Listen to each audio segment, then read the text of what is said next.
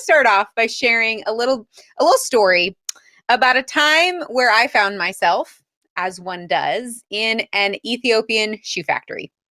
And when I would spend time in this factory, I would spend the majority of my time in the very back of the factory in this little, probably 8 by 10 foot room that was, I think, pretty generously referred to as the design lab, which is where I would work on prototypes and designs for our upcoming collection. Well, every day at this specific factory, the bell would ring at noon, and that meant that it was time to go to lunch. So everybody in the entire factory, we would head to the cantina, and we would eat some injera and shiro and play some bottle cap checkers with my buddies, as you can see, and drink some buna, which is delicious Ethiopian coffee, and have this nice hour-long lunch before we would all head back to the factory for the rest of the workday. Well, one day I was in my little design lab all by myself, like in the back, and I was working on this specific design. I'll never forget. It was a ballet flat. It seems like a simple shoe. Turns out very, very challenging to get the fit right on a ballet flat if you were interested. And I was up against a deadline, and I heard the bell ring for lunch, and I thought, I literally don't have time. I'm going to eat a power bar. I know we've all had these days, like I'm working through lunch. And so I stay back there and I'm working away. I'm in the zone, y'all. You know, the zone where it's just like, I have no idea how much time has passed when all of a sudden just it goes completely pitch black. We've lost power. Okay, that's like, pretty normal. Whatever, it's fine. The generator's going to kick in a few minutes and the lights will come back on. But then I realized, when you lose power, it's a very universal experience. So the power goes off. What happens, right? Everybody kind of like gasps, and then there's some chattering and some laughing, and people start shuffling around. And when it went completely dark, what I noticed, it's a little odd, is that it was also completely silent. Completely silent. I couldn't hear anything. And so my next thought was, very dramatic. I'm like, I don't know, rapture, end times. I have no idea what's happening. I am left behind, right? And then my next more accurate thought was, oh my gosh, it's Saturday. And on Saturdays at this factory, when the bell rings at noon, it's not so that we can go to lunch. It's because we only work a half day on Saturday. So when that bell rings, it's time for everybody to go home for the entire rest of the weekend. So I make my way out of this kind of pitch black, dark little room through this very dark factory. It's completely abandoned. I'm like, weaving my way through these machines. I make my way to the front of the factory, where indeed my worst suspicions were confirmed. The giant steel doors that were like the only way in and out of the factory had been padlocked shut from the outside. And I realized that I was going to be spending the next 2 nights by myself in this Ethiopian shoe factory. So as you can imagine, I'm feeling some pretty big feelings, okay? And then I hear some sounds in the distance. I hear what I think are voices. And so I kind of panic. I pick up a shoe last, which luckily for me is this hard and heavy object, and I start banging it up against these steel doors. And I'm screaming the only Amharic word that is coming to mind in my panic that I can remember, which is salam, which is quite literally and quite ironically translates to, may the peace of God be with you, right? So here I am just like, may the peace of God be with you, trying to get someone's attention. And the voices get louder and louder. Well, turns out it was like the 2 little old ladies who are basically like the factory secretaries, okay? And so these 2 little old ladies make their way to the door through this tiny slit in this door. I managed to explain in my very broken Amharic, like, hey, it's me, like Liz, I got myself locked in the factory. They managed to explain to me in their very, very little English, like, oh man, that's a huge bummer because there's only one key. And that guy went home like a long time ago. These little old ladies, they stayed with me on the other side of that door. It was probably 2-3 hours before this guy got back. He brought the key. I was rescued. And this was the celebration that ensued.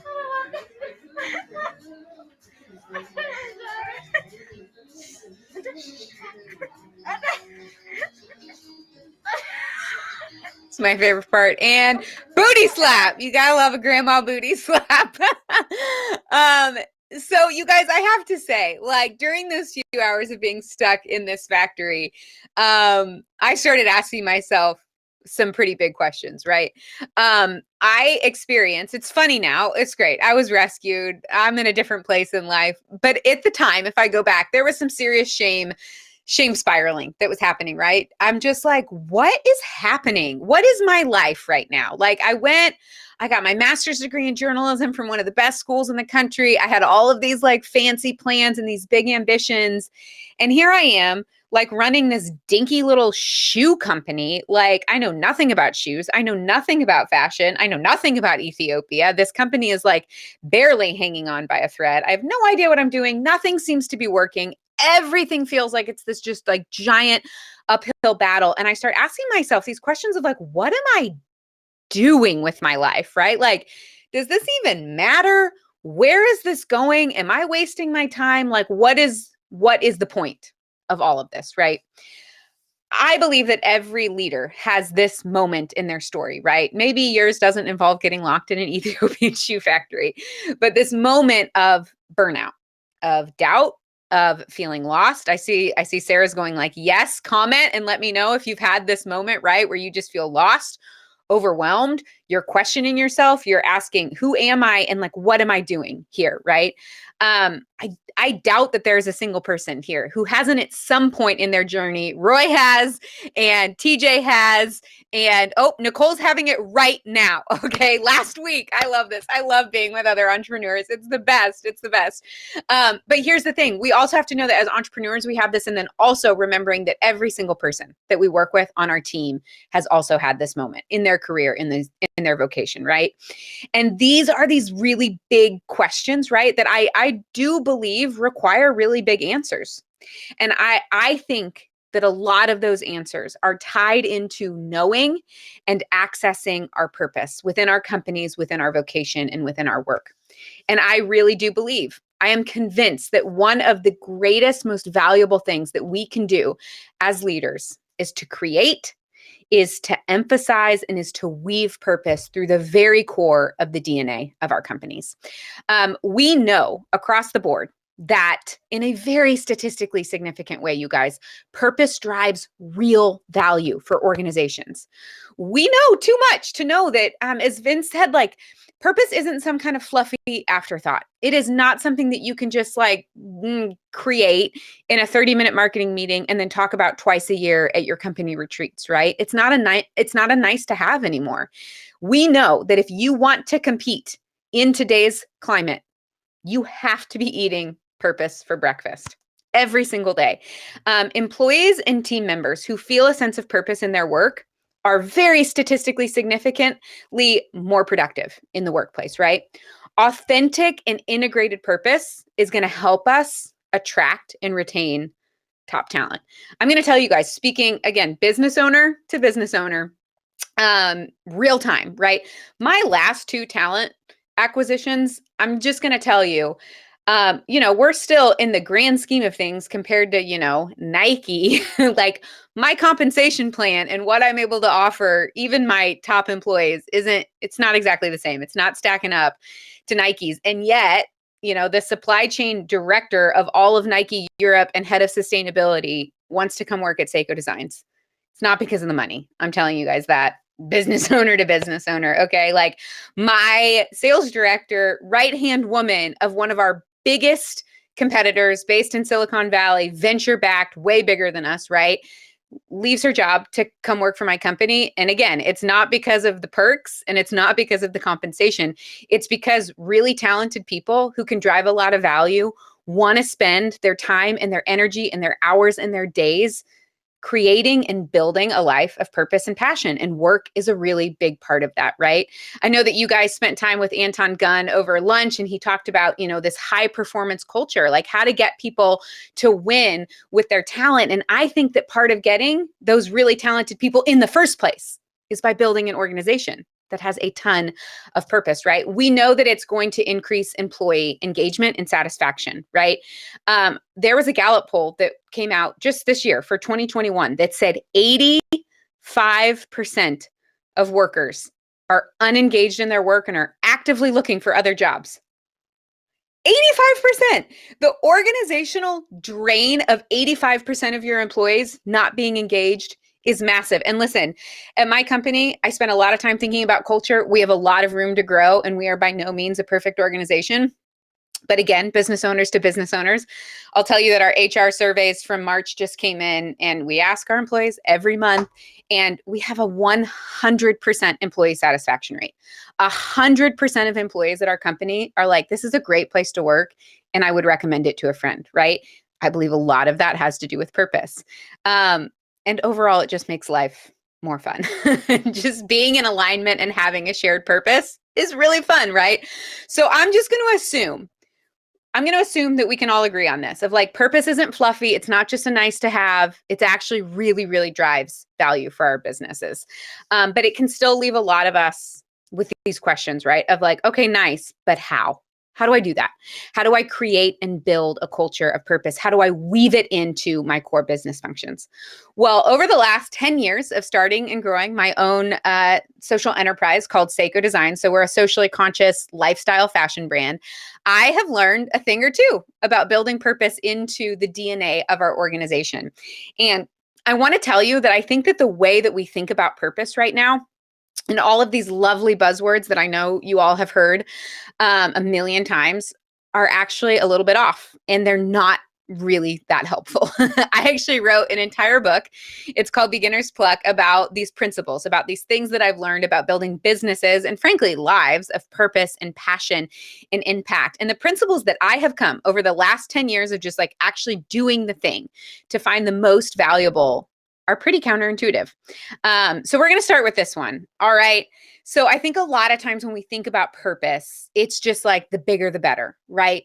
Like we believe that in order to get folks excited about our purpose, it's got to be really big, and it has to be loud, and it has to be sexy, and it has to be never been done before, right? This phrase like dream big, it's so ubiquitous. It is in every single self-help seminar and every like supposedly motivational like team meeting, right? But I'm going to suggest that maybe just for a minute, we take a pause on this, big dream narrative, and we really lean into and give ourselves the permission to dream small. Next up, if you are, we'll circle back to that. Don't worry. You're like, wait, what? That was so confusing. I need more. I will give you more. Don't worry. Okay. If you've been on the internet in the last 10 years, if you have read a self-help book or a podcast, you have heard, I'm sure, comment and let me know if you have heard some inspirational guru reminding you to just go out there and find your passion, right? You just go find your passion. Annette said, yep. Felice said, uh-huh. Andrew said, yep. We've heard it, right? Okay, well, welcome to this session. In that exact same voice said, hey, yes, you just go find your passion, right? Okay, well, I might be the only, motivational speaker in the world who's going to tell you like, actually, you're probably never going to find your passion. It's not really how it works. You can build it. It's different. We'll talk about it. We'll circle back to this later because now I'm just giving you all kinds of, really inspirational messages, right? Okay. So this is the last one. And obviously this one is for real. Okay. If there's one thing that I want you to walk away with today, it is a deep belief, right? That you are incredibly, most likely kind of average. Here's the thing, you guys. I'm probably going to put this on a t-shirt because that's just like how inspiring it is, right?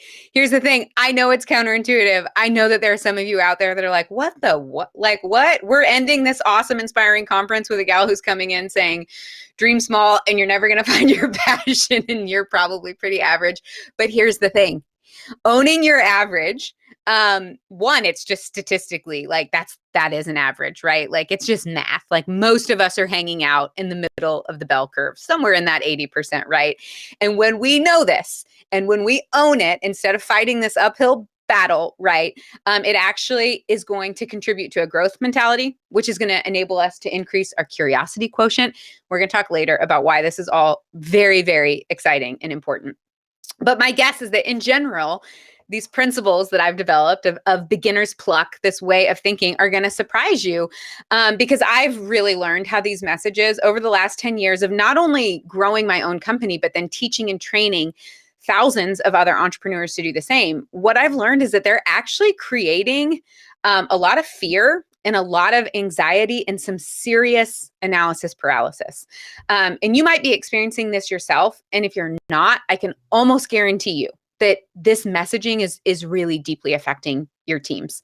Okay, so we're going to circle back to this one. We love this one, like dream big, right? Okay, so I wanna share, oftentimes, like, before I get introduced on a podcast or to come, speak on stage, it's not uncommon for someone to be like, oh, use this language, right? Like, Liz is this big dreamer, which then is really awkward when I get on stage and I'm like, actually, dream small. But I want to tell you guys kind of my story, the real kind of behind the scenes story, behind the highlight reel that doesn't get told, that illustrates kind of this principle of dreaming small. So I went to the University of Missouri. I studied journalism. I went on to get my master's degree in journalism. I was super passionate about issues that were facing women and girls that were living in extreme poverty and in conflict and post-conflict zones, right? So I went to all the marches and I wrote the papers and I took the classes and I was doing what good grad school students do, right? Dreaming these really big dreams about how I was going to be a part of improving the lives of millions of women and girls across the globe. And it was going to be this really big dream. So many zeros, so many lives, such big dreaming. I graduated from grad school. Shockingly, in the height of the recession, couldn't find my perfect dream job where I could execute on my big dreams, but I had to start paying bills, So I went and got a corporate job at this big communications firm, and I'm like compiling media reports and I'm writing pitches and I'm, doing the thing, helping big corporations get bigger. And I had this big dream, and every day that went by that I wasn't actively working on this big dream, it started to feel a little bit more elusive, a little bit more like, oh, that was cute.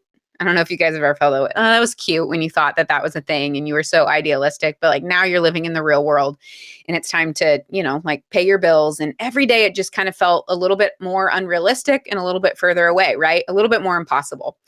So one day I'm sitting at my cubicle in this job, right? And I won't get into the details here, but what you need to know is I had this come to Jesus moment where I realized I actually was doing research for a client, and I came across this video that kind of created this train of thought in my brain that was like, you know what? You have this big dream about bringing millions of women and girls out of extreme poverty. You say you're really passionate about it.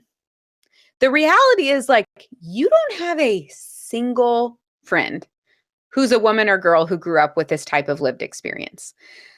This realization that while I was busy dreaming big about, 1 million girls, that the importance and the sacred value of just one got lost somewhere along the way. And so I'm sitting at my desk with tears streaming down my face. I'm not an easy cry.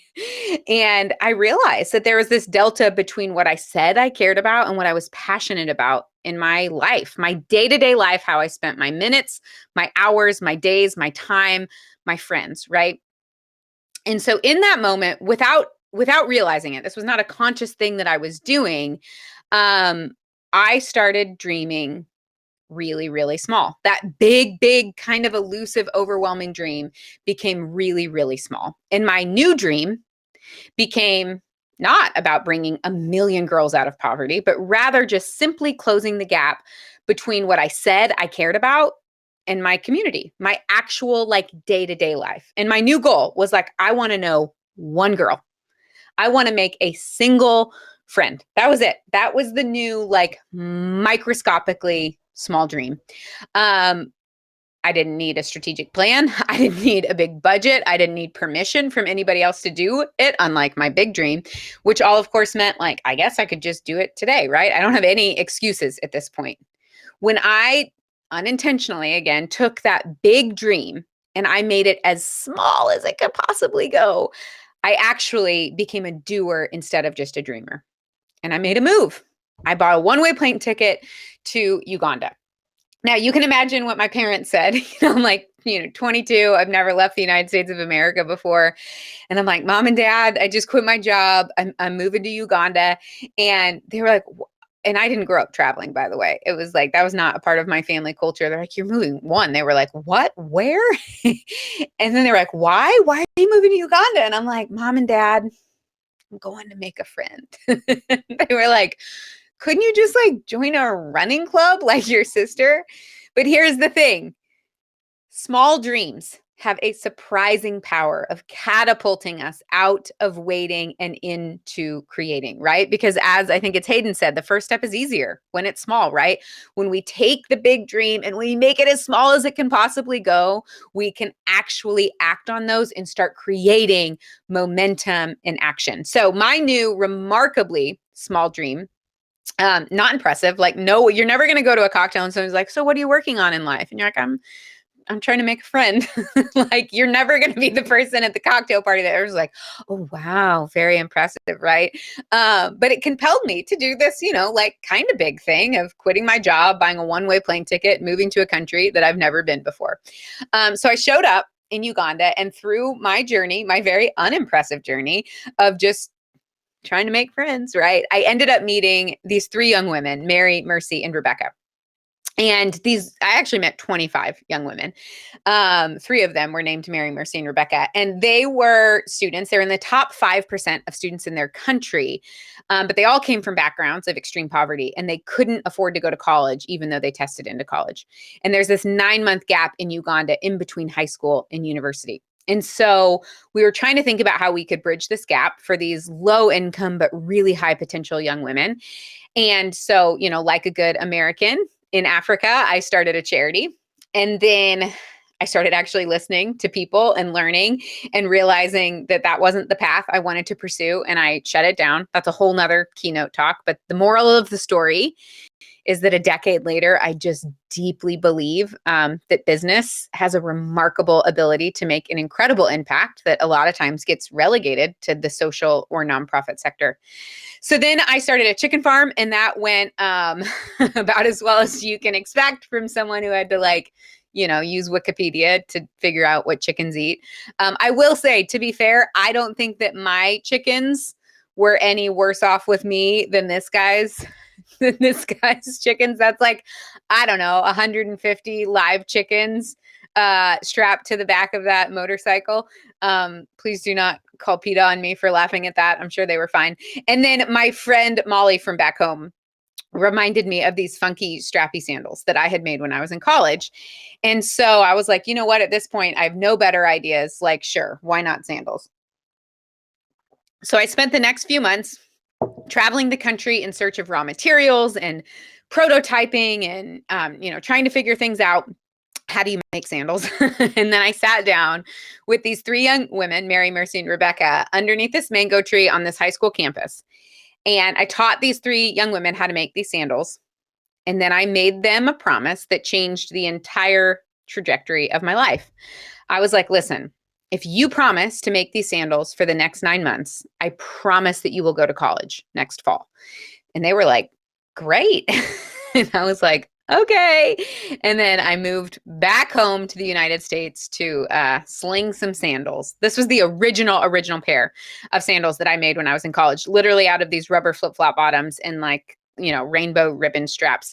Clearly, if you can't tell by this photo, I did not consider myself like a high-class designer. I wasn't even remotely interested in fashion, which is evidenced by this photo that perhaps better judgment I'm getting ready to, share with some of my new small business owner friends. Okay, you guys, this photo was taken of me not after I just emerged from my bedroom after like a violent stomach bug, which is what this look says to me. Oh, no. This was taken of me on the day I got engaged. Like, this was it. This is how I showed up. This was the best that I had to offer. Obviously not someone you would refer to as a fashionista. Cody said MC Hammer pants. Cody, you are 100% right. Those are MC Hammer pants that I bought in a secondhand market in downtown Kampala. Just really, really inspirational, I know. So speaking of when I got engaged, my husband, now husband, proposed to me like 4 days after I moved back from Uganda. He's down on his knees. he's, I'm sure, saying something like nice and romantic. I'm not paying attention because one, I did not see the engagement coming. Two, I'm thinking like, oh my gosh, like I've been in Uganda. The service has been really bad. Like we haven't been talking that much. Do I tell him now, like just really make sure he understands that I promised 3 girls in East Africa that I would pay for them to go to college if my little, sandal project didn't work out? Like, do I have that conversation now? Do I wait until after we've joined our bank accounts? So obviously I waited and I waited until after. Just kidding. Nevertheless, for reasons, that we'll get into, with no background, no interest in fashion, I designed these sandals. I set up a very rudimentary manufacturing process, and I started selling these sandals out of the back of my car. So this is me literally on the side of Highway 1, you guys. I was on my way to LA for an event. I was in standstill, gridlock traffic. I feel like as entrepreneurs, you guys are going to get this on a spiritual level, right? I'm in terrible traffic. I'm stressed out because I got to get to this event. I have to sell like 300 pairs of sandals. We are literally not moving. We are parked on the highway, and I'm mad and I'm getting frustrated. I'm getting stressed out. And then all of a sudden I'm like, you know what?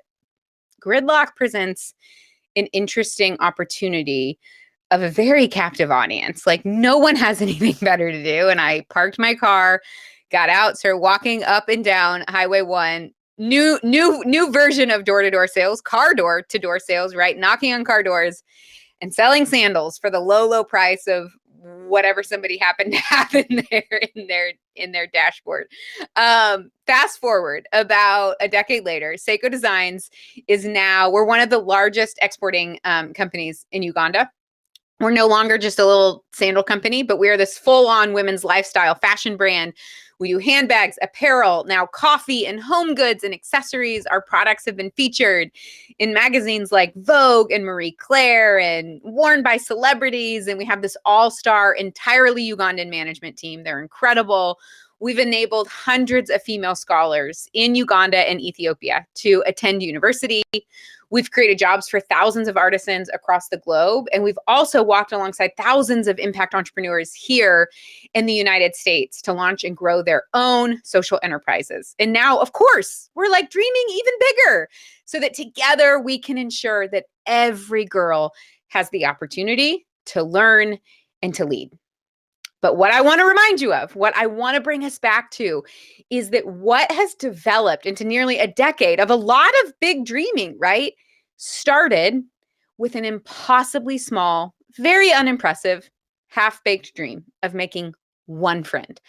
I deeply believe that when we actually take our small dreams seriously, when we allow our small dreams to feel important and to move us, and we execute on them and then we celebrate them, that it breeds this sense of momentum that continue to help us dream bigger and bigger, but not until we start small.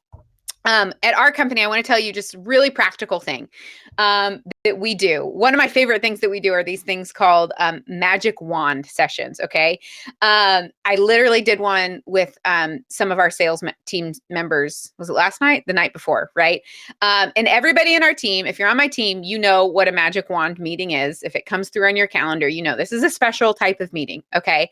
It's very sacred at our company. You have to know the rules. You have to abide by the rules. And so I'm going to tell you guys the rules. There's only 2 rules of a magic wand meeting.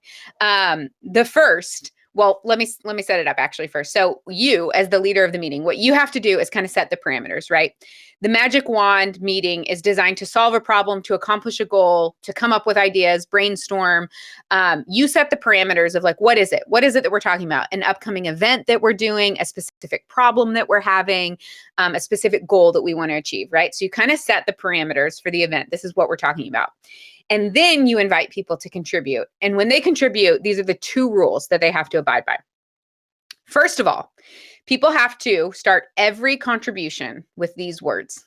If I had a magic wand, sounds very cheesy, I know that, but here's what it does. When you require people to say that, just psychologically, it removes this barrier where people feel like they can contribute and they don't have to think about, is this going to sound dumb? Is this going to sound unrealistic? They are released from this sense that they have to beat every idea to death before they can say it out loud, with this question of like, yeah, but how, right? We talk about in our company this idea of putting the wow before the how, because so often there's so many good ideas that just are these little baby good ideas that come into the world, and immediately, right, we're like, well, how are we going to do that? Who's going to be responsible for that? How are we going to pay for that? How is this any different than when we tried it last year and it failed, right? These are all questions that obviously at some point we have to ask. But what we have to do as leaders is create cultures where the wow actually has a chance to thrive, right? So people have to say, if I had a magic wand, and then they get to say whatever they want. And once people have this magic wand, they will tell you some big and ridiculous and crazy ideas. The second rule is that after someone makes a statement, so if I had a magic wand, whatever it is, everybody in the room, when they get done sharing their idea, everybody in the room has to kind of pause, has to look at them, and has to go, wow. And I'm telling you guys, if you've never sat in a room where people just look at you after you say something and go, wow, it feels so good. It feels so good, even though you know they have to do it, right? It still creates this energy and this momentum and this spirit of collaboration and fun, okay? So you end up with this incredible list of like wild, wacky ideas, right? And then what I like to do, if it's, we're in person on a whiteboard, we kind of vote on the ideas. What are the ones that people are resonating with the most? You can do it live in a Google Doc. If you're working virtually, people can vote. And then so you have 2 or 3 ideas. And then what you do is basically you reverse magic wand those ideas. You take those ideas and then you use your magic wand to make them a little bit smaller and a little bit smaller, because what you've done is you can usually figure out what is the seed of this thing that's making us so excited. And then you like take it back, scale it back, but you do it with the same energy and enthusiasm and excitement that you treat your big dreams with, right? So what you end up with is a list of like actually, like relatively maybe challenging, but still within the realm of reality ideas that might otherwise seem like a little bit small or not that exciting, but you've created all of this energy and momentum that we typically reserve for these like really, really, really big, sexy, ideas that might come across, I don't know, once a year or twice a year. And you have this list of things and you have this sense of collaboration and excitement that we typically reserve for these big dreams. Reverse engineered magic, Sarah said. I love it. I'm so excited. I hope some of you guys take this back to your teams and do some magic wanding. Okay, so we're going to talk about this phrase next, finding your passion. Here's the thing. You can't find your passion. I don't think you can. I don't think that's how it works. My proposition is that you can build passion and purpose. And that might sound like semantics. It might sound a little bit like splitting hairs, but it's not. It's actually really, really important. And it changes the way that we think about passion. Okay. Because just think about this. Think about when you say, I found it, right? I don't care what you're talking about. I don't care if you're talking about love or finding your keys, right? But when you exclaim like, I found it, I finally found it. What does that do? It kind of takes away some of your autonomy a little bit. It implies a little bit of an element of luck, right? Of like, surprise, oh, I found it. Here they were. I was just in the right time at the right place, right? We give away a little bit of our autonomy. We diminish strategy and consistency and discipline, which are all things that we don't associate with passion and purpose that are actually really important. Now think about what it feels like when you say, I built that. Look at that. I built that. Right? You assume this intentionality. There's a level of pride. You probably assume it was really hard, that you made some mistakes along the way, that there was some experimenting. Again, that sense of like discipline and consistency. And none of those detract from the end thing that you built. They actually like contribute to it, right? These are expected parts of the journey. The only thing I think that's more powerful than saying, I built that, right, is being able to go, look, we're building this. Look what we're building together, right? As leaders, we have this powerful opportunity to create the space and use language and create opportunity for our people to build their passion and purpose here in our workplaces, in our companies. And then also, frankly, to encourage them to do that in their personal lives and in their communities and bring it with them every day to the workplace. And this is when we get to access those very real benefits of increased productivity, creativity, success, retention, recruiting, all of that kind of stuff. It's really important that we understand as business leaders that like people's sole purpose isn't going to be found in our companies, right? And sometimes I think as founders, that can be difficult because us more than anybody, we are going to have overlap, right? Like I built a business out of my passion and my purpose, but that doesn't mean that my company is staffed with a bunch of like little Liz clones, right? Which is really good for me. Like if my CPA, for instance, was a Liz clone, like we would be in a bad place. Okay. I'm just going to say the only way that you would be hearing from me right now is if Cultivate Advisors had some sort of like special program where they hired keynote speakers from prison, like because I don't have the skill set probably to deal with the IRS and keep us out of jail, right? So part of my job is to acknowledge and celebrate the fact that each and every member of my team is this whole human being, that they were created on purpose and with a purpose, and that the hope is that Seiko's overall purpose provides the umbrella for them to come and to manifest their own purpose within the organization, right? First of all, it's really important that people that work for you know what that is, right? We embed this. We embed our purpose into our interviewing and onboarding process in a really big way. You cannot make it through our interview and onboarding process or interview process without really understanding, hey, this is the purpose of the organization, right? And you only want to hire people that are like, I can get behind that. I see myself under that umbrella. But then remembering that it's an umbrella, right? Because I have members of my team who under that umbrella are going to have very nuanced, different purposes and passions, right? Like for some, it might be the sustainable part of our business, that it's just like they light up when they start thinking about, carbon reduction and the circular economy. And for other team members, it might be about creating this global community infused with principles of equity and inclusion, right? And for someone else, it might be girls' education and literacy rates. And that really, really is the thing that kind of brings them to life. The important thing that we need to know is that, one, we have to know as leaders, what is our purpose? What is our why? And then what is our organizational why? But then also, like, what is each of your team members' whys, right? I know that you all heard from Tamara Gandor this morning, who challenged you to know, like, what type of innovators are you and your employees, right? And this is kind of a similar question of like knowing as a leader, what is their why? What brings them to life? And I mean, we literally in our performance reviews, you guys, we have a value that we actually with numbers rate people on, of knowing and bringing their why into the workplace. We as managers and leaders feel that part of our job is helping to connect those dots to figure out where they align and how they can bring their why to the organization to contribute to our overall purpose. Okay, so clear and consistent and upfront messaging of that purpose and why all the way through the process, whether that is interviewing, through the performance rating, and how how you're growing your employees is really integral. And I will not get into this now because we don't have time, but I will say I deeply believe that our company would not have survived 2020 without this. That again, it's not this like fluffy, nice to have thing. It drives value. And sometimes it is the difference between, frankly, like life and death for an organization. And I think that we've experienced that. Okay. So the last thing that I kind of want to touch on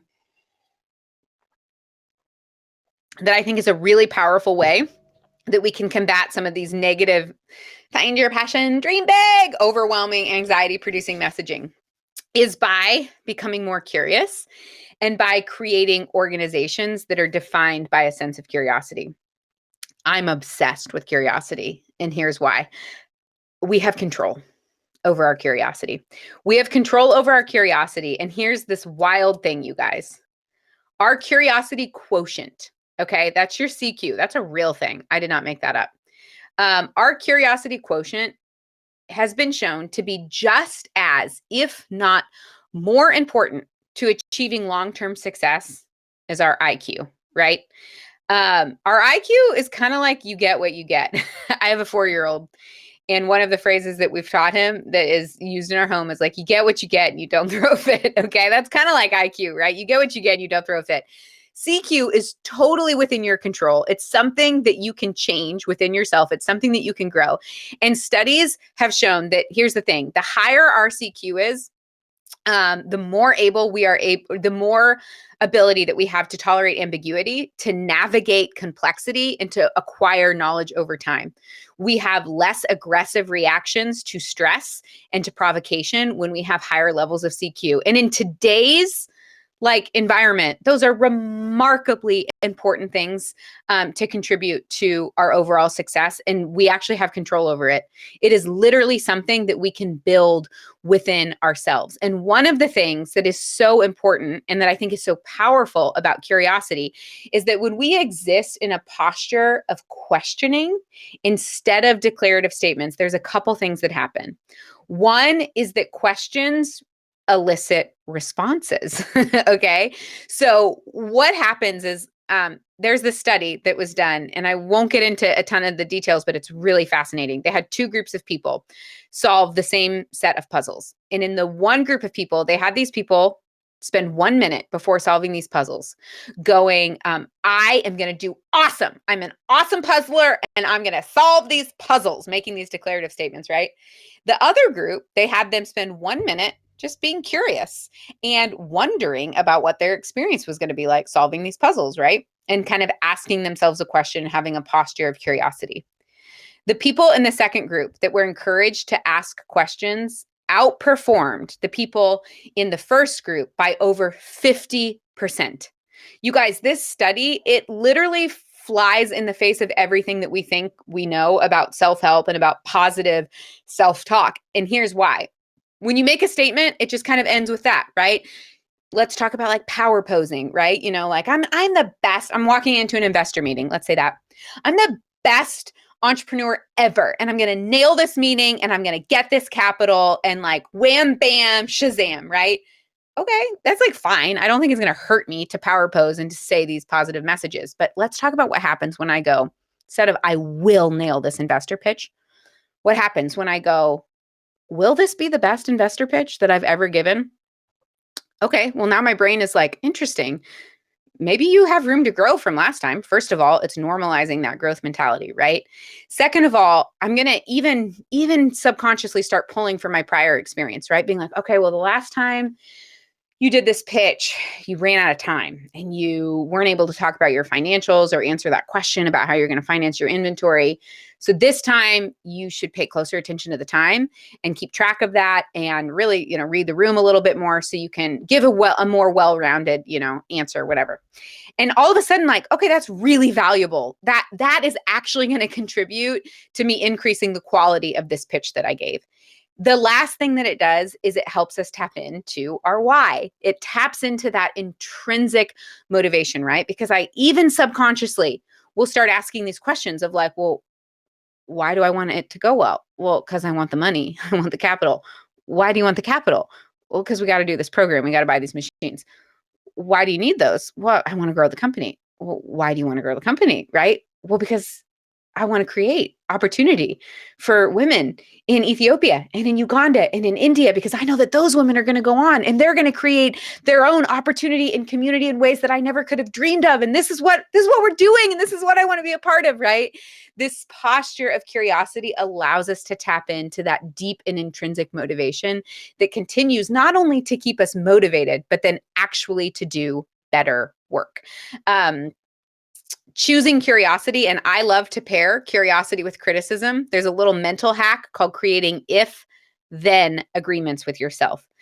Researchers at Columbia University said, if you can do that, if you can make these if-then agreements, what's going to happen is you're going to increase your chances of creating a new habit or mentality by take it from about a 30% success rate to a 90% success rate.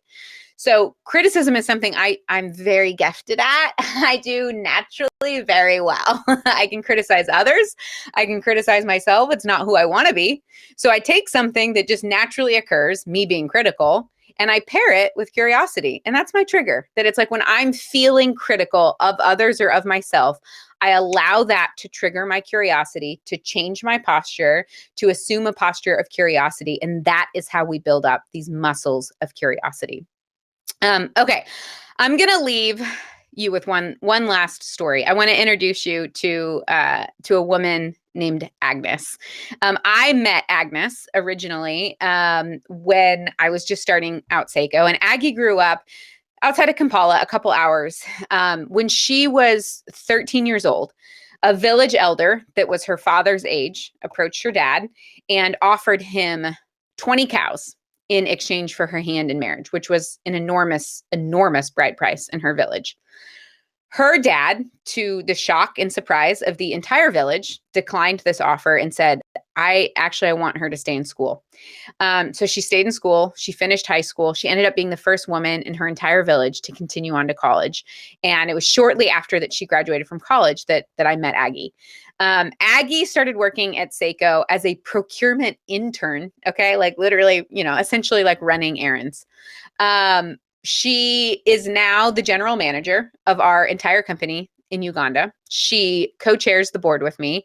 She's traveled all over Africa negotiating, deals with raw material suppliers and working on our supply chain. She's traveled the globe with me, speaking and inspiring literally hundreds of thousands of people. This is me and Aggie and flying Peter Pan style over about 10,000 of them.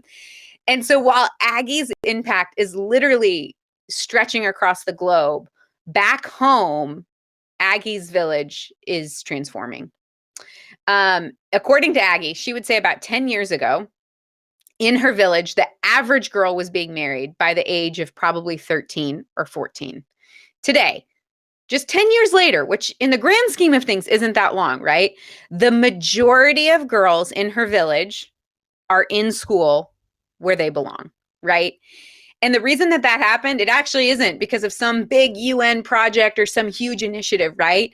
It's because one woman, Aggie, in her boldness, in her courage, in her pluck, right? She has lived out her purpose and her story, and she has created this wake of dignity and possibility for young women in Uganda who I will never know, and who, frankly, I would not be able to impact and inspire in the way that Aggie can.